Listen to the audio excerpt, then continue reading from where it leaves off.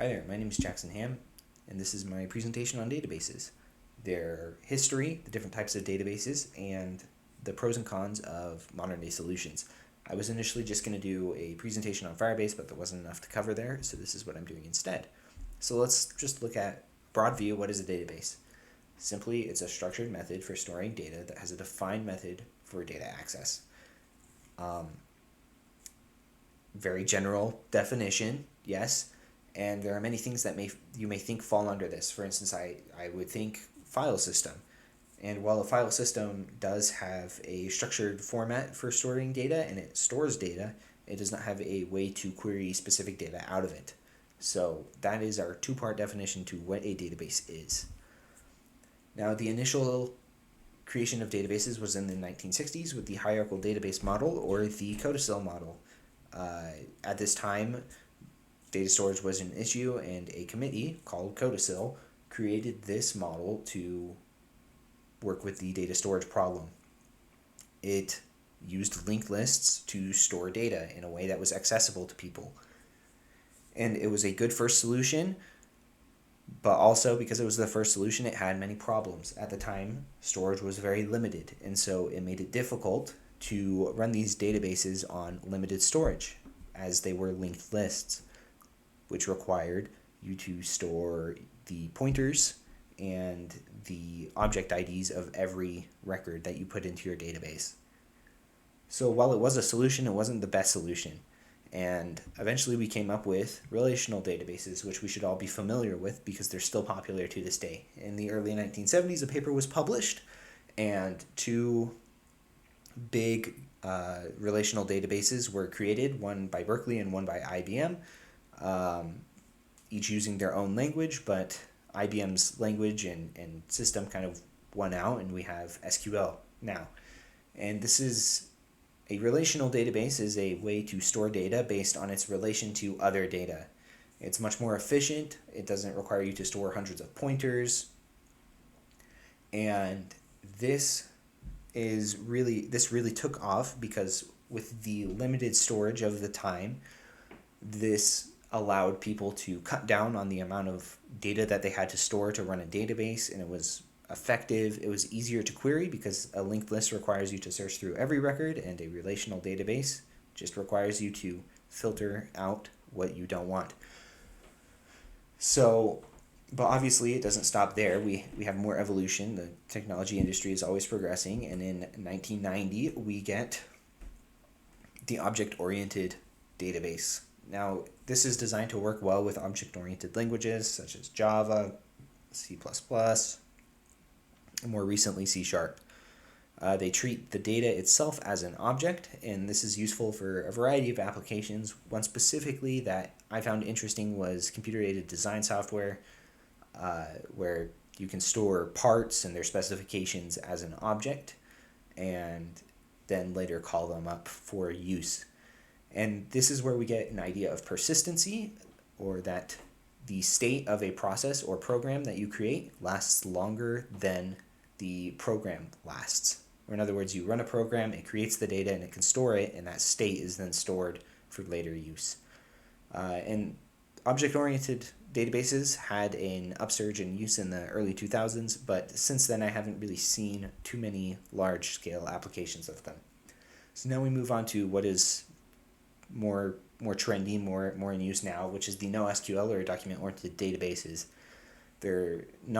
NoSQL has been around for a long time, but they're just really popular right now because the issue at the beginning of computing was storage, and now the issue is processing power. We have a lot of storage nowadays, but we don't have enough processing power to keep things running with millions of people accessing websites and requesting records and trying to save stuff to databases. And so this has become the solution, a big solution to that.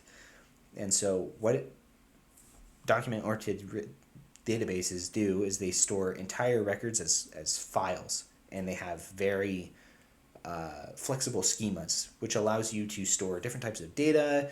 You might want to store an object. You might want to store a piece of code even in your database. which is not possible in a relational database. And then this entire document can be uploaded to the database and then served back to the endpoint user.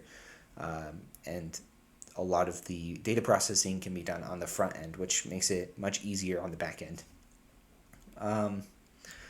And so this is sort of what has become popular, but SQL and relational databases have stayed around to this day. So let's look at some of the pros and cons, because there are different tools for different types of problems. So some of the pros of using a relational database is that it has complex querying capabilities, or in other words, you're able to really get down to a very specific row or column or record that you want to edit or serve up to the endpoint user, which is not something that you can easily do in a document-based database.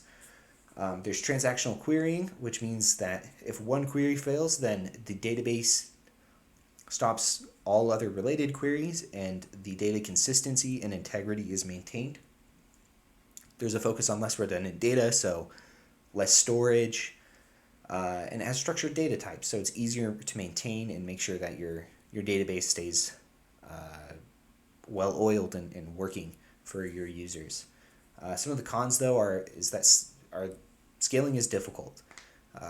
Increasing the size of your database, especially using multiple servers, makes it very difficult to work with a relational database. It has rigid schemas, so if you do need to store an object or a piece of code or whatever in your database, you're going to find it very difficult to do so in a relational database.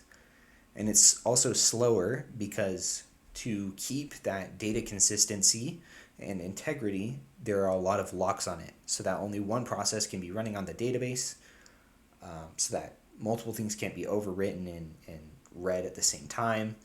And so that makes the database as a whole much slower in comparison to a document-based database. So some of the pros of a document-based database are very easy to set up. You got fast development times, fast read times, and then you have flexible data types, which are all strengths.